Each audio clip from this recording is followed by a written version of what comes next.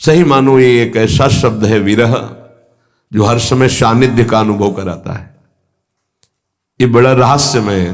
शब्द तो है विरह, पर हर समय संयोग सुख प्रदान करता रहता है। शब्द है संयोग, पर हर समय व्याकुलता रहती है। इसका रहस्य प्रेमी जन ही जानते हैं। ऐसी जी होत जो जी सो जी मिले, तन सो तन समाये ल्यों, तो देखो कहा हो प्यारी। विरह हृदय से हृदय लगा हुआ तो नेत्र विरही हो रहे, देखो कहा हो प्यारी। और नेत्र देख रहे तो तन में विरह संचार, प्रेम का बड़ा सूक्ष्म स्वरूप। गुरुदेव के समीप है, गुरुदेव की स्मृति में है, आराध्य देव की स्मृति में है, पर एक अंदर से व्याकुलता बनी रहती है। समीपता होने पर भी मनो कभी मिले ही नहीं। एक व्याकुलता, एक अतृप्ति। भरत जी महाराज कह रहे हैं आज तक प्रभु श्री राम को भरनेत्र नहीं देखा। ये हमारे प्रिया प्रीतम दोनों एक ही पुष्प गादी पर विराजमान हैं। दो आदिनांत विहार करें तो लाल प्रिया में भई न चिन्हारी। प्रेम का कैसा स्वरूप है ये, नित्य नवम। ऐसा लगता है कि कभी देखा ही नहीं, कभी मिले ही नहीं, नित्य नवम। विरह आराध्य देव गुरुदेव की स्मृति में चित्त गदगद होकर व्याकुलता पूर्वक उनके सानिध्य के अनुभव की मांग हृदय में। सानिध्य होते हुए भी सानिध्य, तन मन के बिछड़े नहीं पर चाह बढ़े, इससे भाव बढ़ता है। अपने आराध्य देव गुरुदेव का सानिध्य मिला हुआ है, पर फिर भी कहीं ऐसा न हो जाए, कहीं अधिक प्रीति मन भाव संदेहा। जब कोई आश्रय नहीं है, कोई साधन बल नहीं है, जो कुछ है सो गुरुदेव है, तो व्याकुलता पैदा होती, फिर वही विरह रूप धारण करता है। आराध्य देव के विरह में तो बड़े भाग्यशाली जन, कोई बिरले ही होते हैं जो डूबते हैं, लेकिन उससे भी भाग्यशाली जन होते हैं जो गुरुदेव के विरह में, जैसे श्री विठल विपुल देव जी महाराज, श्री सेवकजू महाराज, बड़े बड़े ऐसे महाप्रभु गुरुदेव के विरह। आराध्य देव गुरुदेव के चिंतन में हृदय गदगद है, मिलन की प्रबल आकांक्षा है और सामने वो मिले हुए हैं। इसीलिए कह रहे हैं विरह प्रतिपल संयोग का अनुभव कराता है। विरही जब पुकारता है तो सामने होता है जिसको पुकारता है, और संयोगी जब हृदय से लगा होता है तो अंदर से ही होता है, कहीं बिछुड़ न जाए। कभी कभी तो ऐसा अनुभव भी हो जाता है कि बिछुड़ गए। अंक स्थिति पिदयते किमपि प्रलापम, हा मोहनेति मधुरम विदधत्य अकस्मात्। गोद में विराजमान होते भी हा मोहन हा, वो क्वास क्वास वृषभानु नंदनी बिलपत विपिन। बड़ा सूक्ष्म विषय। हृदय करुणा से भरता रहे उनकी स्मृति में। ऐसी व्याकुलता प्रेम समाधि प्रदान करती है। आंख खुली हुई बैठा हुआ पर अंदर से खोया, अचानक कोई जी मनो वहां है ही नहीं। अपने आराध्य देव गुरुदेव के प्रति ऐसी विकलता, ऐसा गाढ़ चिंतन। बड़े भाग्यशाली हैं जिनको ये चिंतन प्राप्त हो जाता है। उठते बैठते, खाते पीते, चलते फिरते मधुर स्मृति आराध्य देव गुरुदेव की, इससे भाव प्रकट होता है। पांचवा, इतर विचिकित्सा। ये पांचवा बड़ा जोर का है। अपने इष्ट देव और गुरुदेव के सिवा कभी भी किसी से प्रभावित न होना, ये इतर विचिकित्सा है। इससे भाव की बहुत पुष्टता होती है। ऐसा ही हृदय हो जाता है।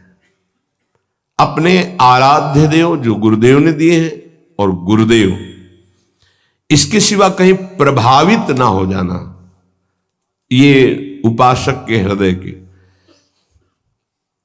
बार बार हमारे सामने माया फेंकेगी। किसी से प्रभावित ना होने का मतलब आपकी सीधे व्यक्ति पर जा रही होगी दृष्टि नहीं, केवल व्यक्ति नहीं, किसी वस्तु से, किसी पद से, किसी से भी प्रभावित ना होना, किसी से भी प्रभावित ना हो। ये अनन्य इष्ट निष्ठ में, गुरु निष्ठ में ये होती है इतर विचिकित्सा। उपमन्यु जी का चरित्र जो सुनाया, भगवान शंकर के अनन्य थे। तो भगवान शंकर जब उनके जो मनोभिलाषा थी उसकी पूर्ति के लिए दर्शन देने आए तो शिव रूप में नहीं आए, देवराज इंद्र के रूप में आए। अंबा जी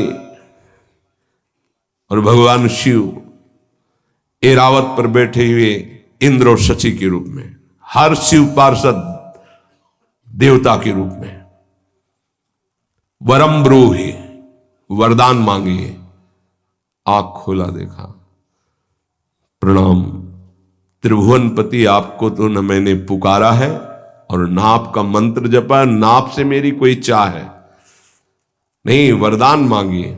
नहीं, मुझे आपसे नहीं चाहिए, आपको प्रणाम है, आप यहां से जा सकते हैं। महाभारत में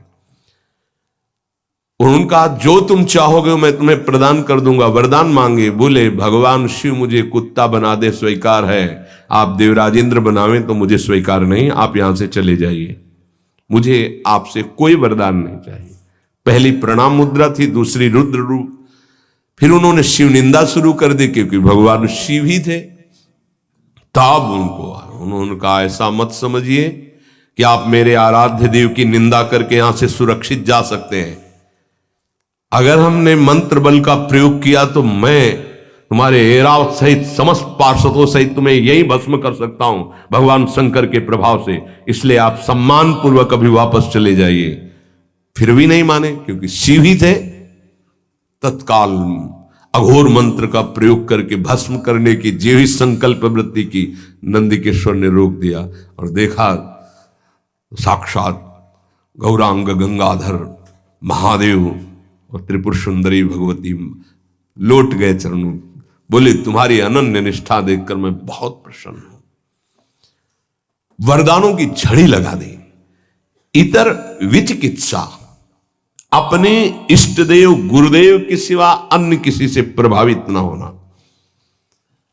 हमारे ही प्रभु द्वारिकाधीश है, कोई और थोड़ी है। यहीं से मथुरा, मथुरा से द्वारिका।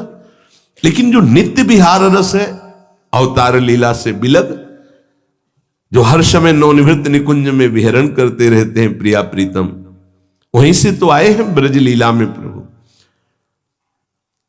चतुर्भुज महानेश्वरशाली द्वारिकाधीश विठ्ठलदास जी दर्शन करने नहीं गए। हरिवंश महाप्रभु के शिष्य प्रियालाल की अनन्य उपासना सूबेदार पद पर थे। कई बार सुनाया है, नहीं गए, नहीं गए कहने पर भी हमें आवश्यकता नहीं। हमारे प्रिया, हमारी नेत्र की जो भूख है वो मनोमृणाल भूषण भूषित भुज श्याम अंश पर डारी। मैं इस शोभा का पान करता हूं। मेरे ही प्रभु है माना, मुझे कोई इसमें नहीं, पर मेरे अंदर भूख ही नहीं, मैं क्या देखूं। इतर विचिकित्सा, अपने इष्ट और गुरुदेव की सिवा नहीं। जब उनके वस्त्र को झिटका, कहां है जैसे तो श्री हरिवंश, श्री हरिवंश, श्री हरि, रोम रोम से गंगा यमुना वाई के ऊपर विपत्ति, श्री हरिवंश, श्री हरिवंश। वही नाम, वही रूप, वही लीला, इष्ट अनन्य, अपने इष्ट में अन्य कोई नहीं। इतर विचिकित्सा ये भाव को बहुत पुष्ट कर देती है, पर कोई बिरला इस पर टिक पाता है। इसलिए तो भाव दे और भाव प्राप्त होना कठिन है।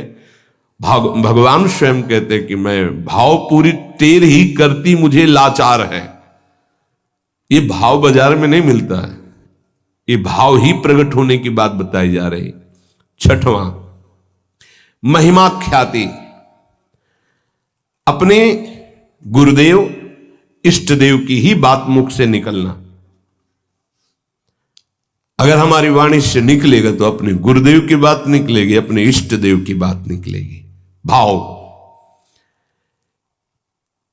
बड़े से बड़े किसी की महिमा सुनेंगे, प्रणाम करेंगे, लेकिन हृदय में नहीं आएगी। हृदय में अपने इष्ट देव गुरुदेव की महिमा का ही प्रभाव रहेगा। वाणी से हम महिमा गायन करेंगे तो अपने इष्ट देव और गुरुदेव की महिमा